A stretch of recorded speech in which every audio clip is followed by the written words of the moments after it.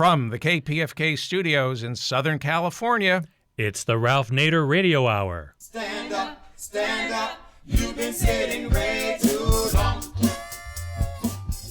Welcome to the Ralph Nader Radio Hour. My name is Steve Scrovan, along with my co-host, David Feldman. How are you doing today, David? Very excited about today's show, and then I'm heading up to the American Museum of Tort Law in Winsted, Connecticut, April 2nd for their reawakening. Maybe Ralph can talk about that later. If we don't have time, for more information, go to tortmuseum.org. Very good. And, of course, we have the man of the hour, Ralph Nader. How are you doing, Ralph? Fine. We're looking forward to opening day on April 2. We have Jan Schlichtman there, the main character in Civil Action, that movie that came out a few years ago to huge audiences, won awards, and also the lawyer who was the key advocate in the movie Spotlight, which did very well. Oh, yeah. Recently on the Emmys. Actually, the Academy Awards, won the Academy Award.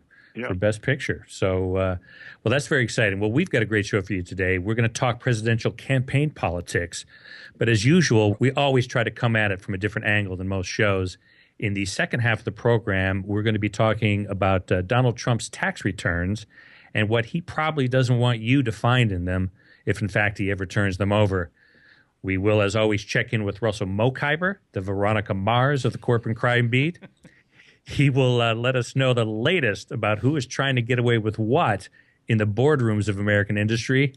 If we have any time left, we'll try to get to some listener questions. But first, with all of the soap opera drama going on in this presidential election season in both major political parties, we're going to take a little time out and focus on the role of third parties.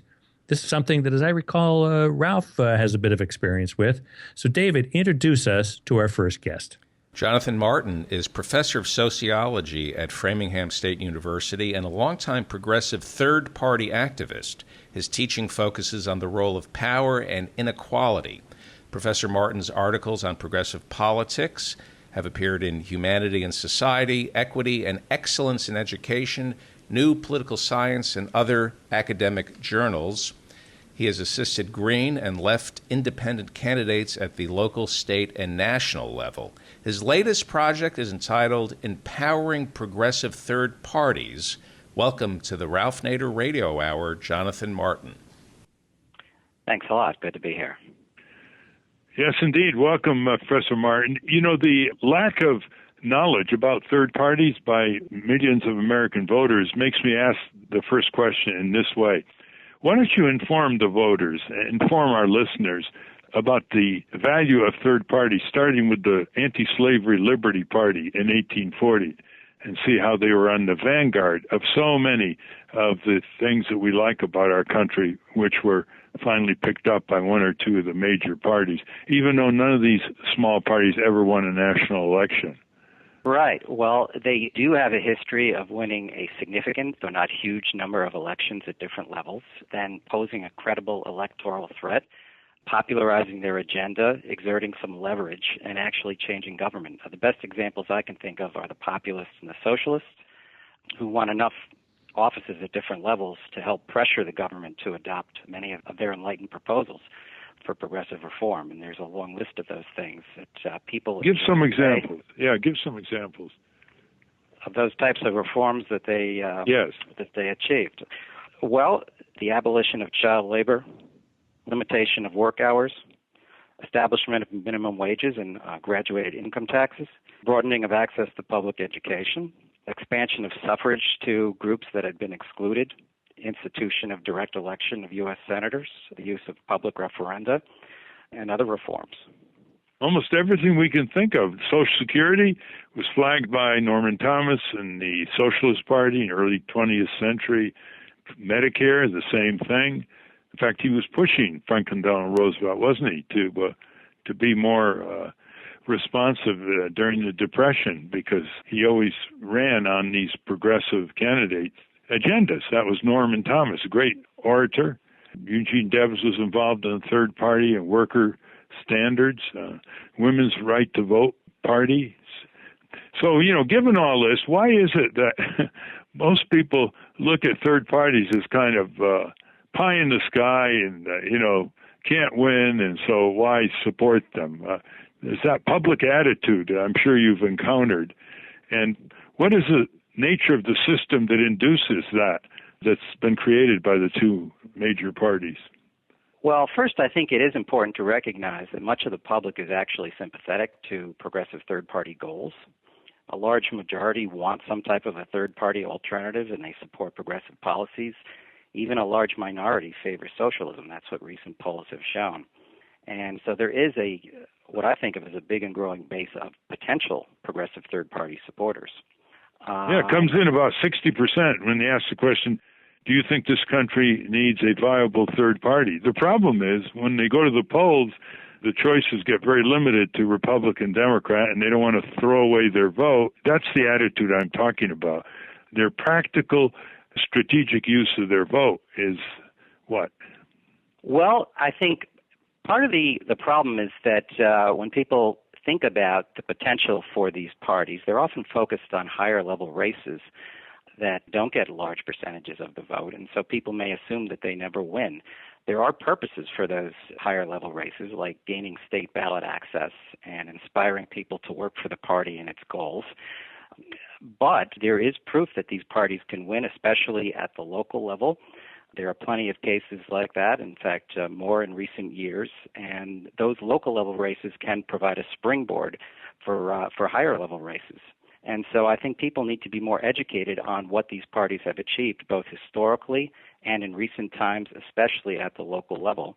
And that's a very important point, because you're more likely to win at the local level as a third party because, there are 2.5 million elective offices at the local level in our country, city council, zoning commission, board of education. And a lot of times, especially in red or blue districts, there isn't even a major party opponent.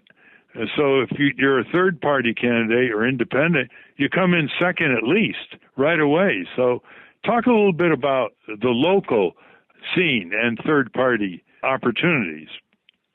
Right. Well, in many parts of the country, you have a major party that dominates at the local level that's become corrupt, complacent, or unresponsive. You have these machines that people are frustrated with, and that actually represents an opportunity for a third party to appeal to people and make an impact. In fact, in the cases that I can think of in recent years, the more striking cases where that's happened, that's exactly been the context. In Seattle with Kshama Sawant, a revolutionary socialist who was elected to city council in 2013, reelected in 2015. That was the context. People were frustrated with a complacent city government and a sense of growing inequality that she emphasized in her campaign. Gail McLaughlin in Richmond, California, also was facing a corrupt city administration that in many ways had been bought out by the Chevron Corporation. She was able to make her case there, win the election to mayor in 2006, and win again for a second term. Even Bernie Sanders was elected in Burlington, Vermont, mayor in a situation where the Democratic administration was perceived as corrupt and unresponsive. He only won by 10 votes, but that was a context that enabled him to make his case. Now, of course, these candidates, it helps if they're well known. It certainly helps if they're very well organized and they have an army of people behind them. It helps if they're better funded. But these opportunities exist, I believe, all around the country. And in some ways, it can be said, similar to the saying that in the labor movement, that bosses are the best organizers for unions. In many ways, establishment Democrats are the best organizers for progressive third parties because of their own tendency to alienate voters. And at the local level, you can, knock on most doors. You don't have to raise that much money. You can get your message across. Imagine Bernie Sanders, 10 votes, right? Talk about every vote counts. Had he lost that race, we might not have had Bernie Sanders in the Senate and on the presidential hustings. So once again, a few votes really count, and people shouldn't shortchange their role as voters and prejudge outcomes of elections, because the more people divert from the two parties and take votes away from the two parties and put it in another column, the more the message is going to be sent to one or both parties that they're going to have to shape up more. Because the one thing they fear most is losing the votes. So why don't you talk about the reverse? Why is it that so few people want to run for local office? When I was on the Green Party ticket in 96 and 2000, they couldn't get more than 200 or 250 people all over the country to run for local office. People were very reluctant. Can you describe why this reluctance is so widespread at the local level? Well, it's quite a sacrifice. If you really want to be a viable candidate, first of all, you need to be well qualified. It helps to be well rooted in your community. Some people may feel that they don't fit that qualification, but even for those who do, of course, so you have to devote a large portion of your time to door knocking and other forms of grassroots organizing to get your message across to reach voters. And so there may be many people who feel that they're not willing to do that. On top of it, the major parties, and here I'm thinking especially of the Democratic Party, has influence over nonprofit and other organizations at the local level. They're able to pull strings. They have control over the way that money is dispersed in ways that frighten people. They're afraid that they're going to lose perhaps their influence or their reputation will be damaged as a result of running. So I think there are some strong disincentives to doing that, but there continue to be some brave and heroic people who are willing to make the effort anyway, and I think they're the ones that need to demonstrate that it's possible. I would say that the most important thing is not just to tell people that it's possible, but to show them that it is, and that can dispel the sense that these parties can't win. We need some people to step forward and be willing to take that risk and get the ball rolling. There are cases that show that it is possible, and so perhaps that can counteract the hesitancy that people feel. It is true. Implied in your remark is that the two parties really think they own all the voters in this country. I mean, how dare you challenge the Republican Social Libertarian Party? How dare you challenge us, the Democratic Party? As if they've had such a sterling record. There's a supreme arrogance operating here, and it reflects itself in state laws that erect huge ballot access barriers, harassing petitioners on the street, filing frivolous lawsuits to get them off the ballot, but really to drain the third-party candidates' resources and time in the months before the election.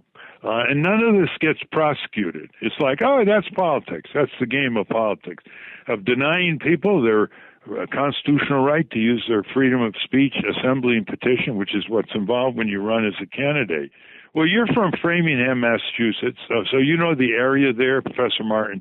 Are there any candidates running on a third party in Framingham or in surrounding towns in Massachusetts?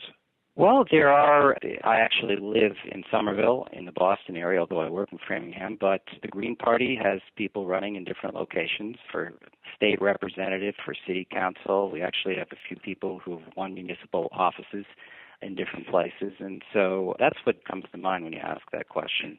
It's mostly the Green Party here. It's called the Green Rainbow Party because of its alliance with the Rainbow Party a while back. That is the most active when it comes to running third-party candidates. I mention this because the last time I checked, listen to this, listeners, 60% of the state legislature's seats held by the Democrats have no opposing major party opponent. That is, the Republicans don't even bother contesting the seat. So if you're a third party, you're basically the second party automatically. Is that still the case, that there's many seats, incumbents, who are unopposed election after election? Absolutely. Even at the state representative level, I believe it's about 40% of seats that are unopposed. Which is a remarkable abdication by either of the major parties to giving people a competitive democracy, at least a two-party choice. And in Texas, by the way, Professor Martin, it's just the reverse. There are a lot of Republican-held seats that have no Democratic opponent even on the ballot. So they just, it's like a coronation. Well, and that 40% figure I was mentioning is a national one. National one. It's probably higher in Massachusetts because it's so heavily dominated by the Democratic Party. What's your view on term limits? I find that very few incumbents either don't wear out or sell out after about 12 years in office. They don't wear out or sell out, yeah. Well, can you explain that a little bit more?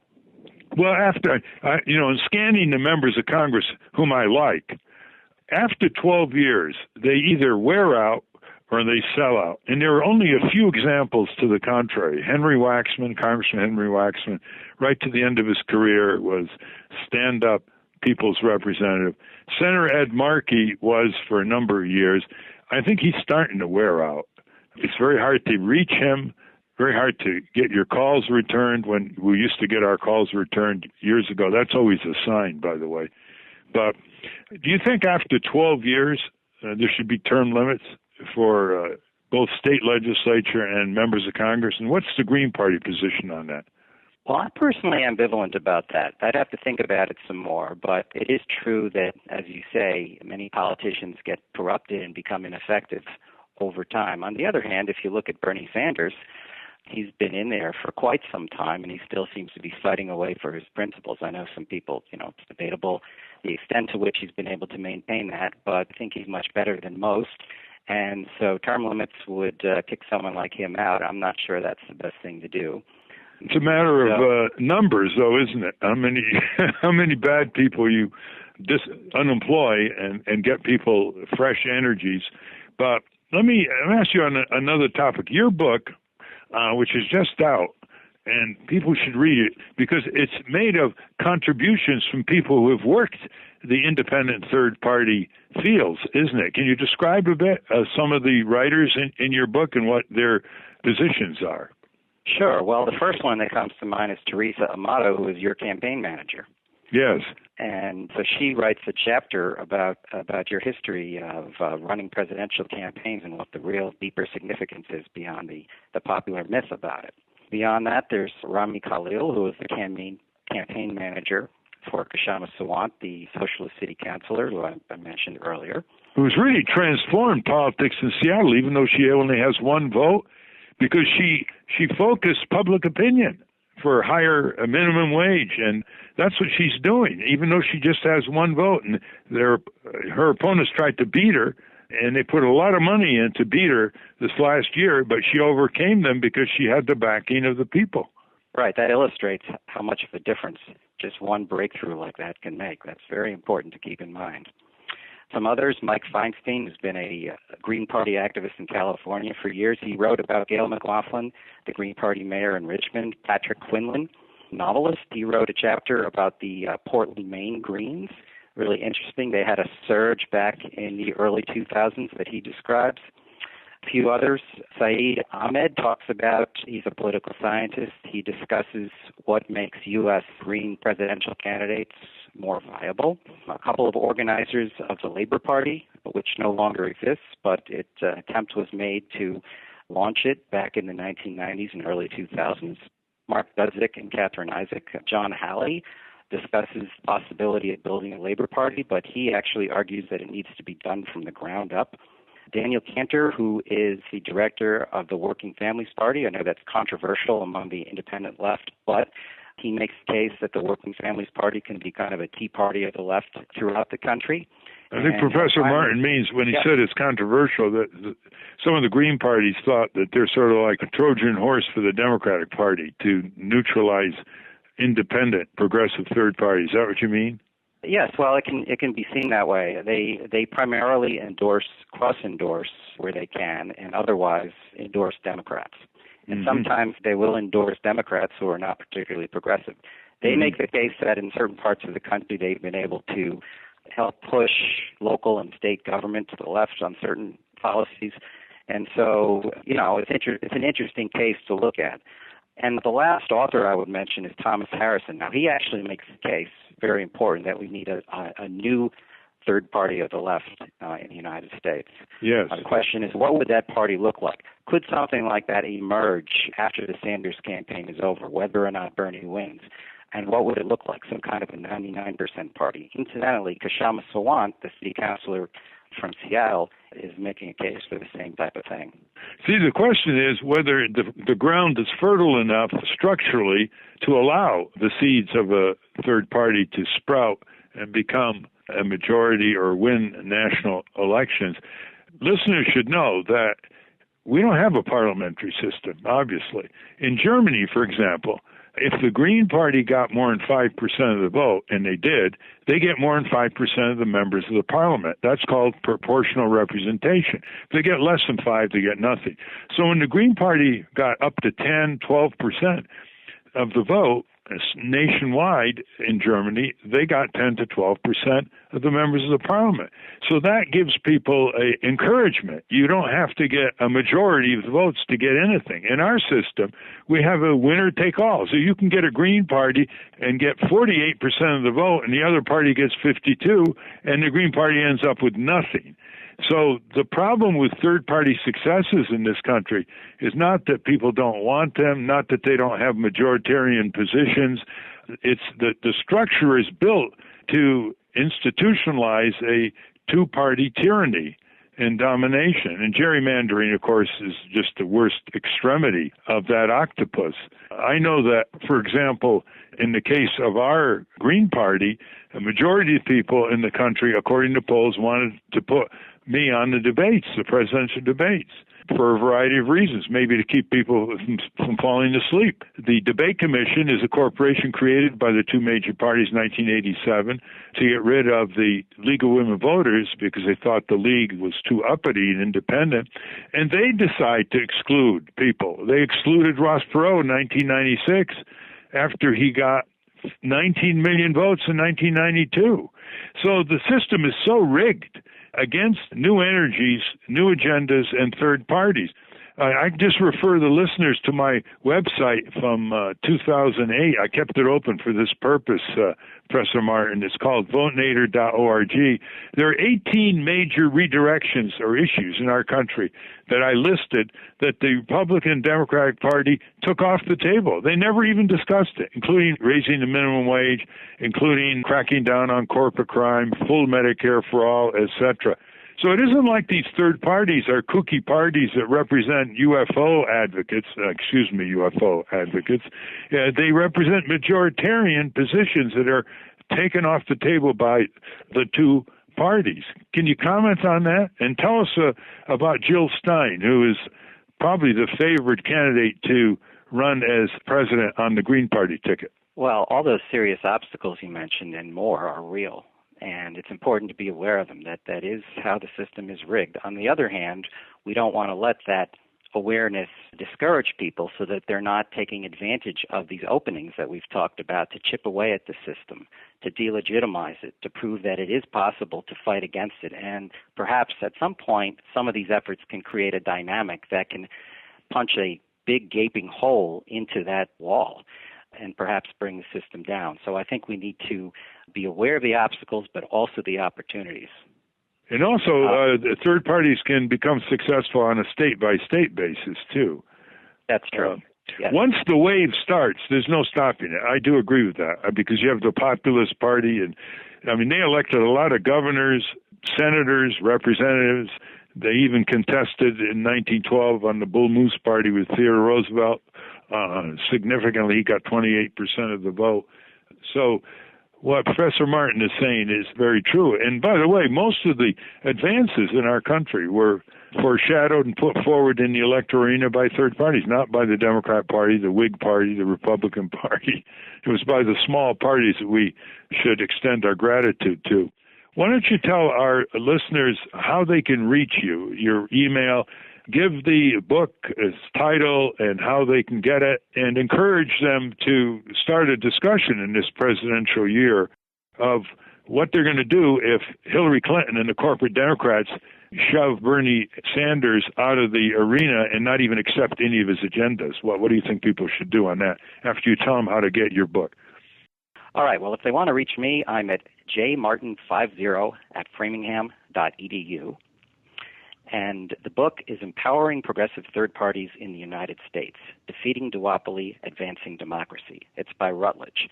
They can get it at the Routledge website, or of course they can go to Amazon or some other site to purchase it. And I think your last question was on what should people do in this with respect to the presidential election. Is that right? Yeah, but first a word about Jill Stein, who I know you know.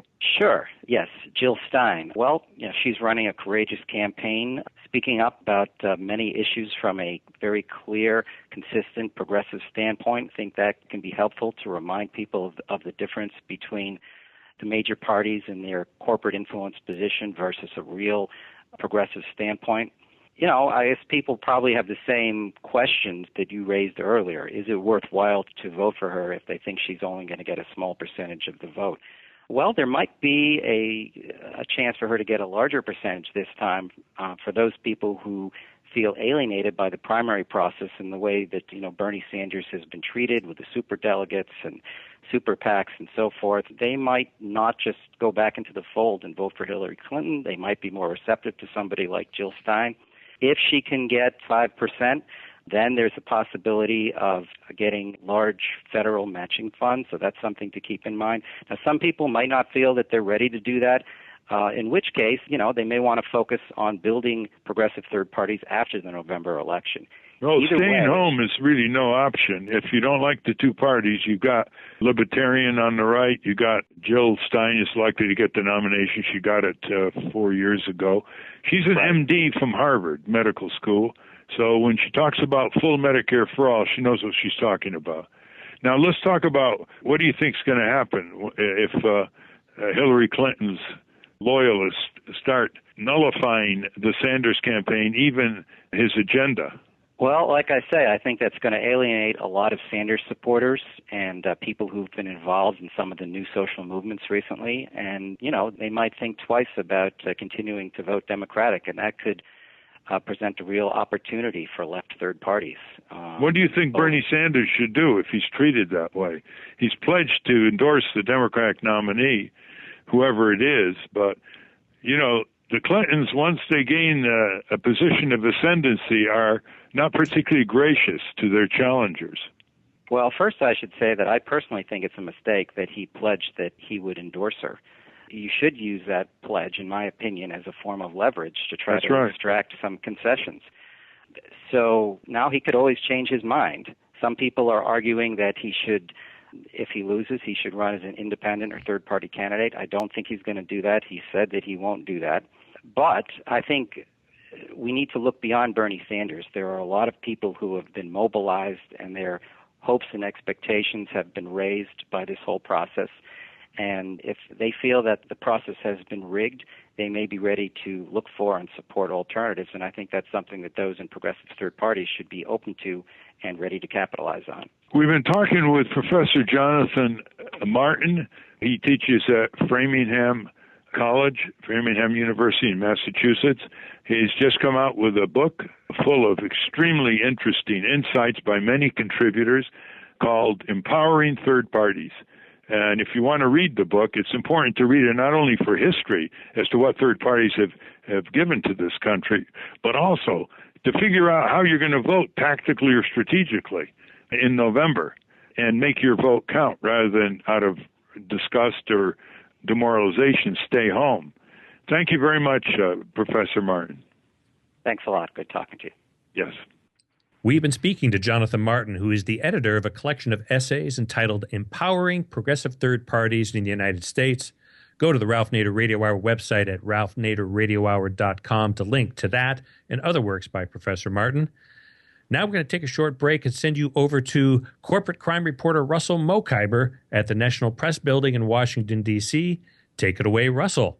From the National Press Building in Washington, D.C., this is your Corporate Crime Reporter Morning Minute for Wednesday, March 30, 2016. I'm Russell Mokhiber. The pest control company Terminix International, in its U.S. Virgin Islands operation, will plead guilty and pay $10 million for illegally applying fumigants containing methyl bromide in multiple residential locations in the U.S. Virgin Islands, including the condominium resort complex in St. John, where a family of 4 fell seriously ill last year after the unit below them was fumigated. When misused, highly toxic pesticides can have catastrophic consequences, and that's why Those who are certified to apply them must do so responsibly and lawfully, the Justice Department said. The facts in this case show that Terminix knowingly failed to properly manage their pest control operations in the Virgin Islands, allowing pesticides containing methyl bromide to be applied illegally and exposing a family of 4 to profoundly debilitating injuries. For the Corporate Crime Reporter, I'm Russell Mokhiber. Thank you, Russell. Welcome back to the Ralph Nader Radio Hour. Does self-proclaimed billionaire Donald Trump pay any income taxes? We won't really know the answer to that question until he is compelled to release his tax returns. But our next guest is supremely qualified to give us an educated guess. David Feldman, introduce our next guest. David Cay Johnston won a Pulitzer Prize while at the New York Times for his investigative reporting on U.S. tax code. He teaches business, tax, and property law of the ancient world at the Syracuse University College of Law.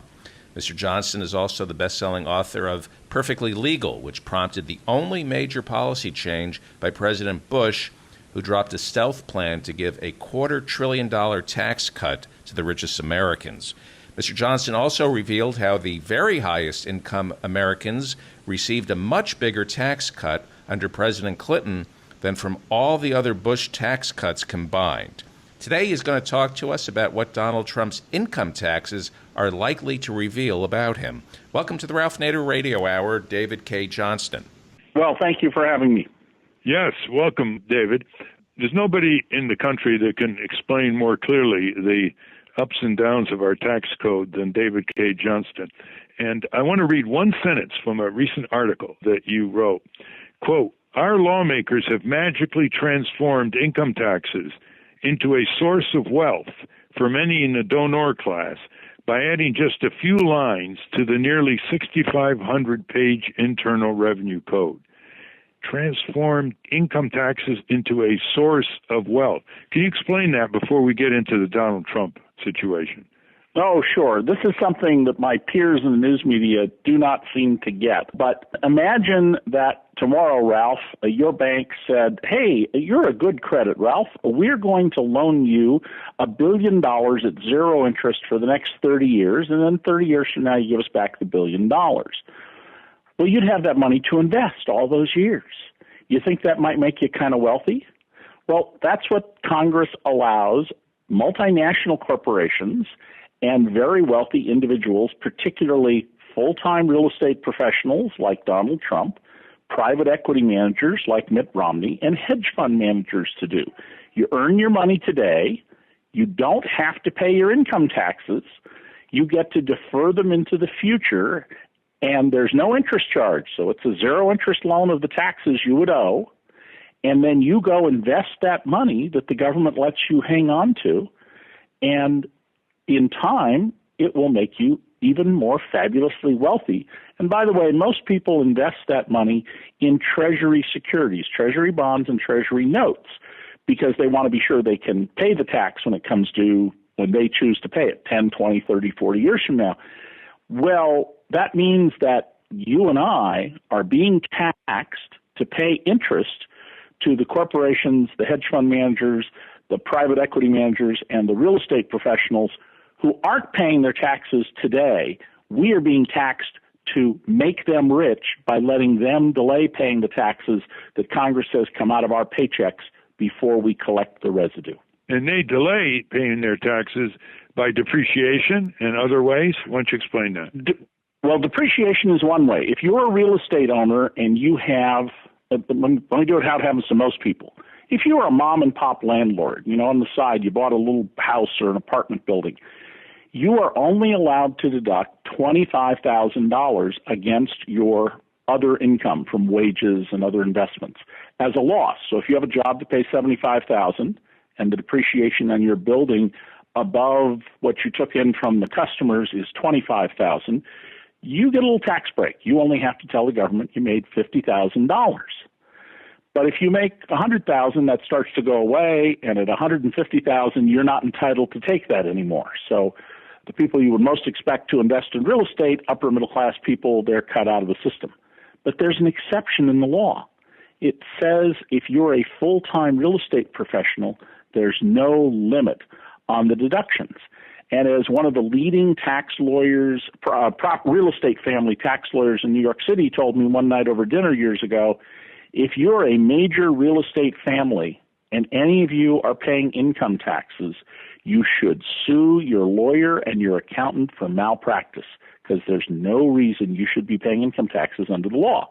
Now, it's an outrageous provision of the tax code, but people who do that are complying with the law. There's nothing, I suspect, illegal in Donald Trump's tax returns, but he's the beneficiary of this if he owns as much real estate as he's telling us that he owns. And, of course, we don't know that, and we're never going to know that. Even if he somehow becomes president, no law requires him to disclose his tax returns, and I assure you, you are never going to see them. Well, let's back up a bit. When he was asked on Meet the Press the first time, will you disclose your income tax? There's no legal requirement, by the way, for a presidential candidate to do that. But since he's going around the country asking people to vote for him because of his business successes and his business skills, I think he's a moral obligation to disclose his income taxes, even though they're thousands of pages long every year, because of his many partnerships and business pursuits. So the first time he told Chuck Todd, when he was asked, Chuck Todd on Meet the Press, he said to Chuck Todd, we're looking into it. We're working on it.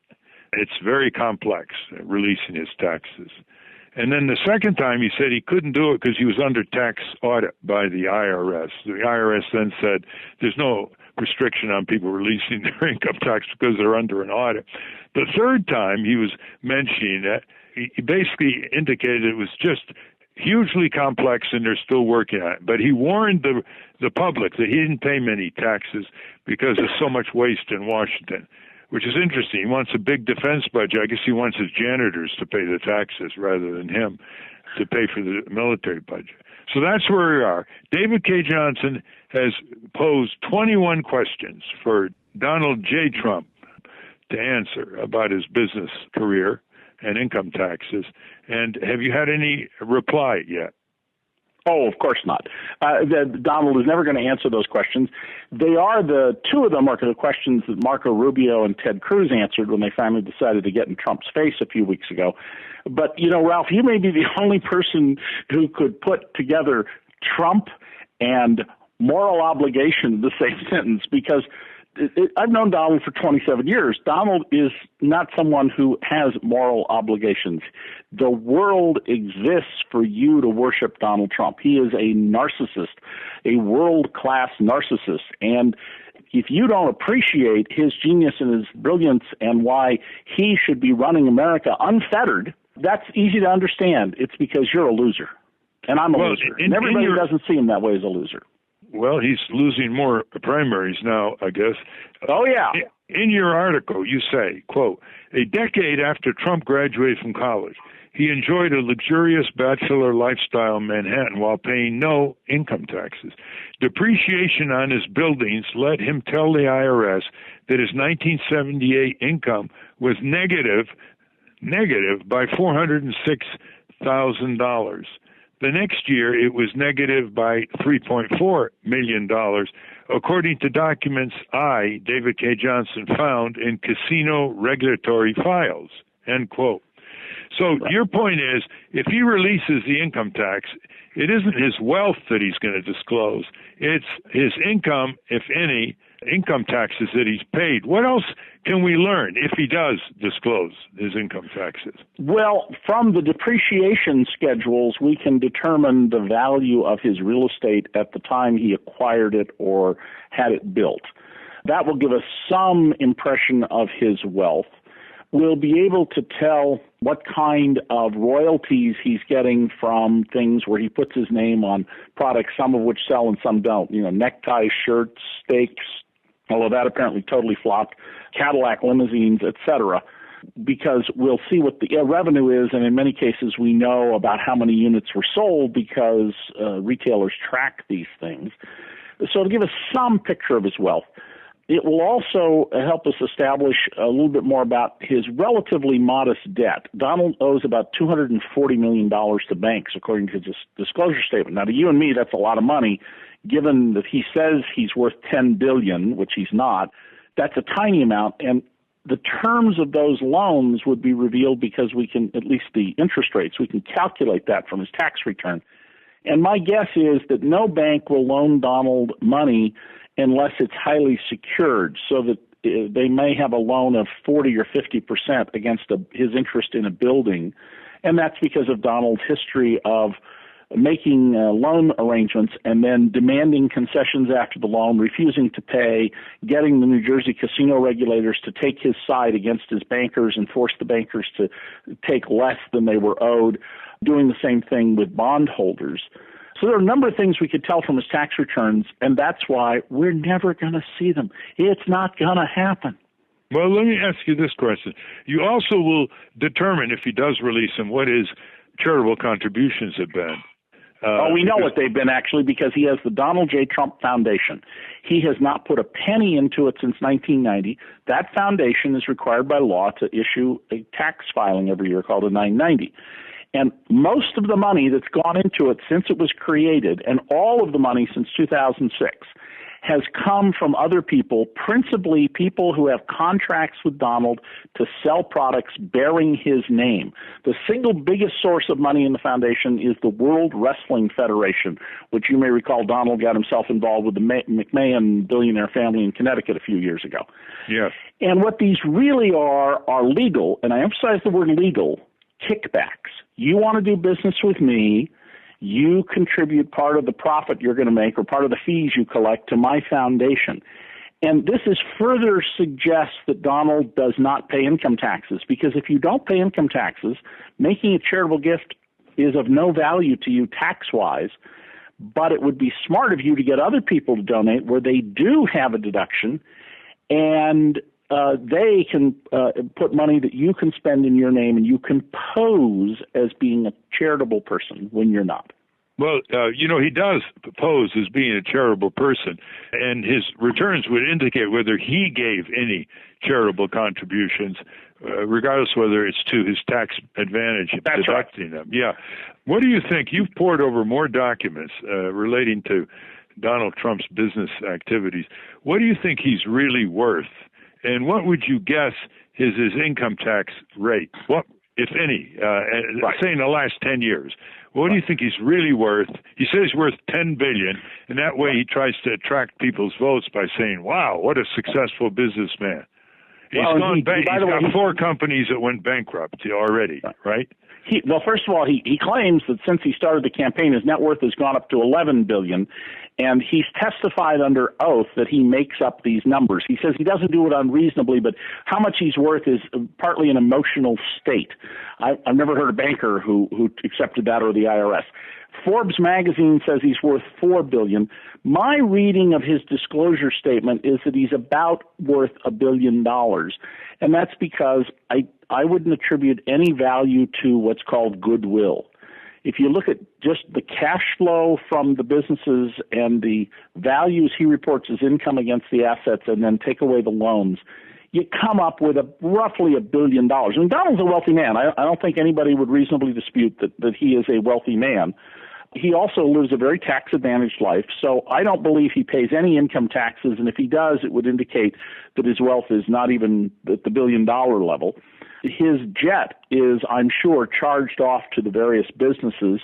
His personal use of that jet is probably minimal because he finds a business excuse for every trip. And there's a special law that I wrote about in Perfectly Legal that if you're a corporate executive or a business owner and your security department simply writes a memo saying because of threats you cannot fly commercially, you must fly in company aircraft, you get to fly for virtually nothing as a personal expense to you. And so Donald is very averse to taxes, and his very first big business deal, when he took the decrepit Commodore Hotel by the Grand Central Station in Manhattan and rebuilt it into the Grand Hyatt, didn't build very well. I've stayed there. It's not impressive compared to most Grand Hyatts. He got a deal from his father's lifelong buddy, Abe Beame, then the mayor, no property taxes for 40 years, that an absolute minimum was worth $400 million. That's basically $400 million of welfare So Donald is one of the biggest welfare kings in the history of America, and whatever his fortune is, a lot of it derives from that. And if you just take that $400 million, that alone would explain $1 billion fortune. He's not a great businessman. When I covered him in Atlantic City for the Philadelphia Inquirer and he had casinos, Steve Wynn used to, and some of his former executives would just love to sit and tell me stories about how Donald didn't know this or that. And a couple times when I interviewed him, I asked questions whose purpose was simply to find out, did he even understand the gambling games? And so my book, Temples of Chance, opens with an anecdote about the world's biggest gambler who has been gambling for a week at Trump Plaza at the rate of $14 million an hour. And it makes it clear that Donald does not understand the gambling game he's engaged in with this guy. Donald doesn't know anything except if you come up to him and say, I got a way to put money in your pocket, he's all ears. But he's a big intimidator because you mentioned Steve Wynn and others. They know how bad a businessman he is, how quickly he goes into bankruptcy as a competitive advantage, to use his phrase that he gave when he was asked about it. Why aren't more business people who have dealt with him, who have been shafted by him, or who know about his inadequacies as a businessman, why aren't they giving more interviews? I mean, they're a lot of them are retired. There's nothing that Donald Trump can do to them. Why?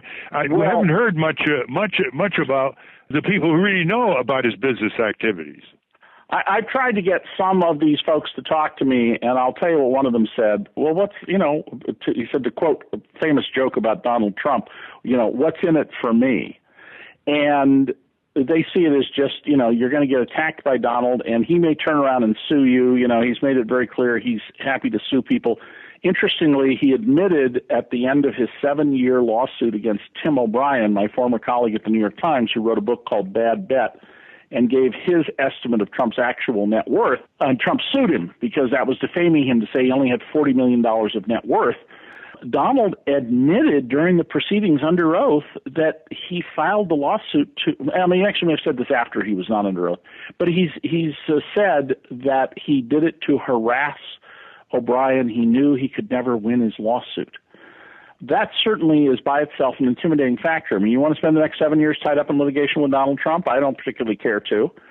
And I, by the way, believe if he does not become president, two things will happen. One is he's likely to get a television contract or contracts worth a lot more than what he got from NBC, because he's now demonstrated he has this large audience of, as he said, I love the poorly educated.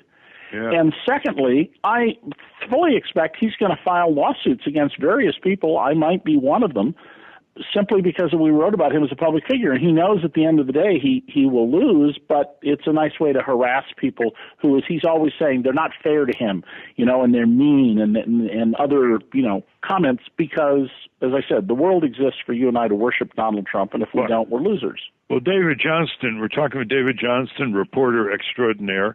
I just hope you're saying David Cay Johnston so I don't get confused with David Cay Johnston. Remember this. You get sued by Donald Trump and you win, you can file a malicious prosecution suit against him.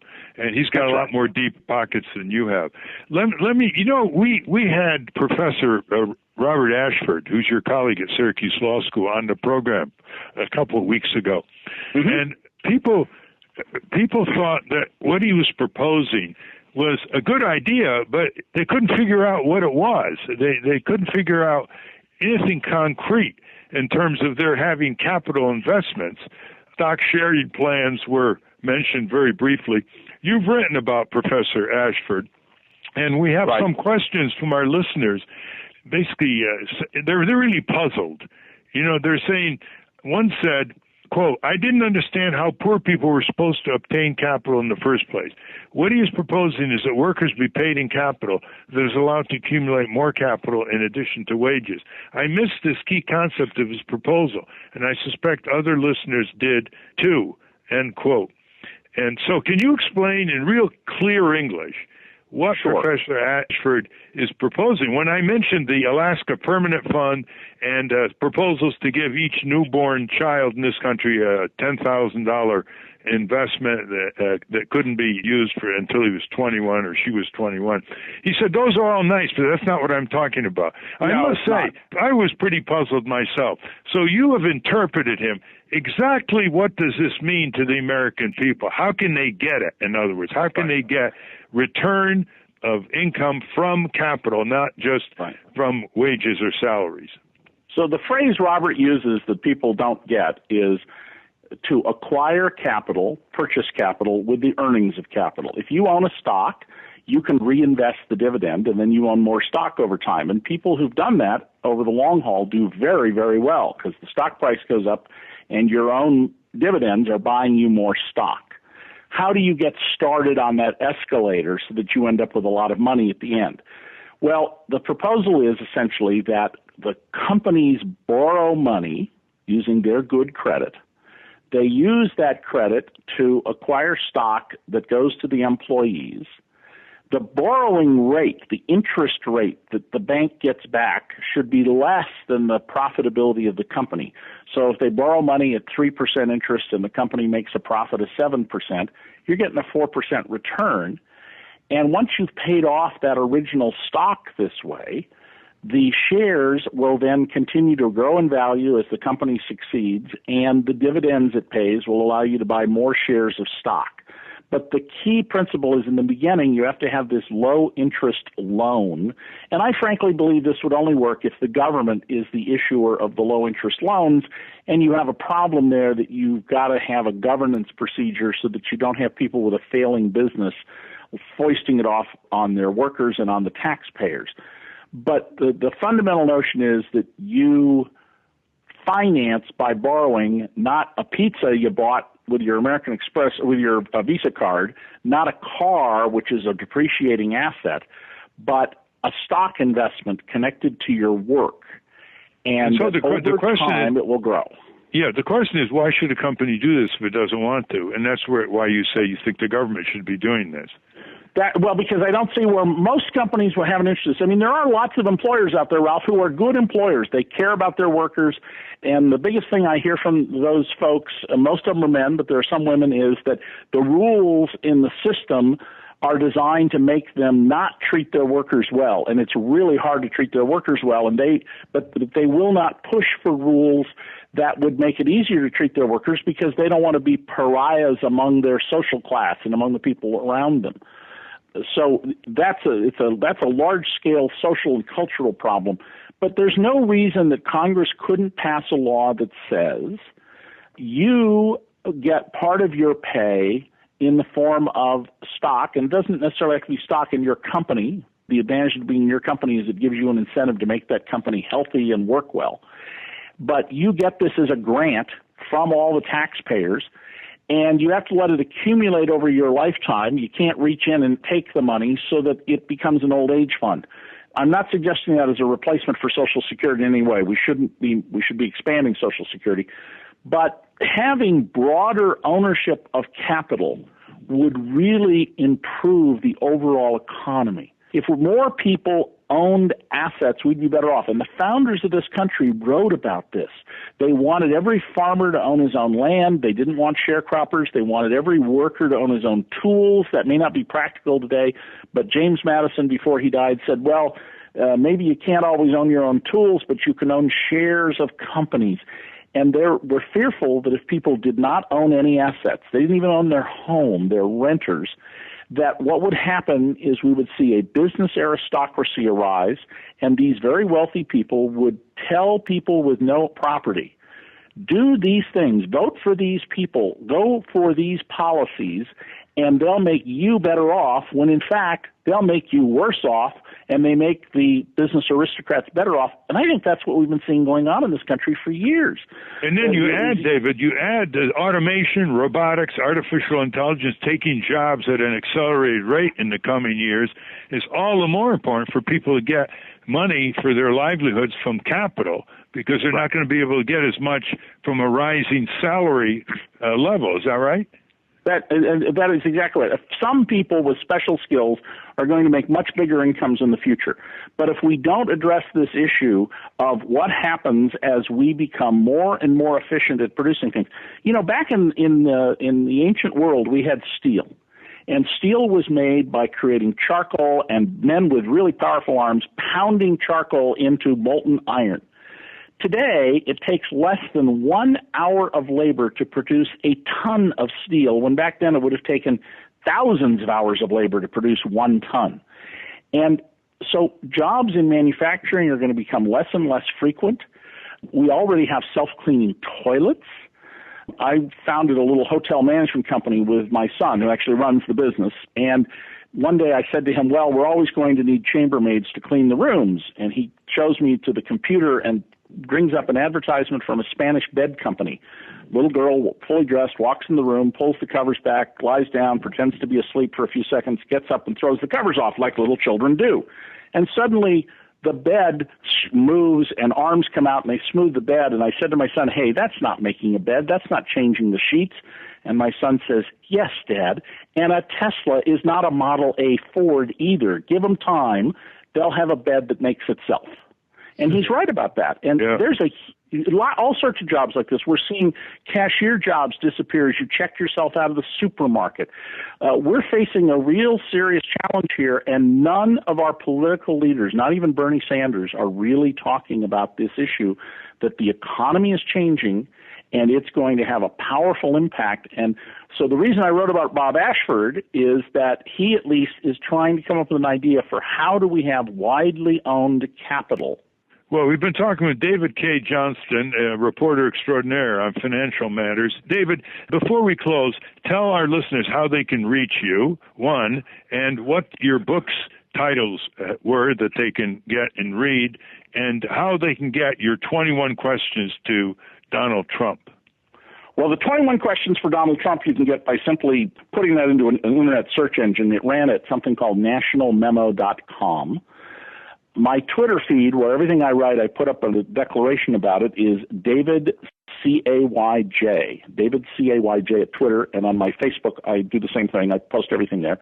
I write now for Investopedia, The Daily Beast, USA Today, The National Memo, and a wonky policy magazine called Tax Notes. And if you put my name into a Google search, put in whatever you want to see that I've written about Trump, tax, whatever, you won't have much trouble finding this stuff. There's a whole series of pieces of National Memo I've done about Trump, and there are more that will come out shortly about detailing in much greater detail Donald's decades of close, intimate business dealings with mafia, Russian mobsters, drug traffickers, one of whom was his personal helicopter pilot, and others. On that note, we've been speaking with David Cay Johnston. Go to those sources, read his books, one called Perfectly Legal, to see how corporate lobbyists get perfectly legal, outrageous legal tax loopholes through Congress, and what you can do about it. Thank you very much, David. Thank you, Ralph. Stand up, you've been sitting way too long.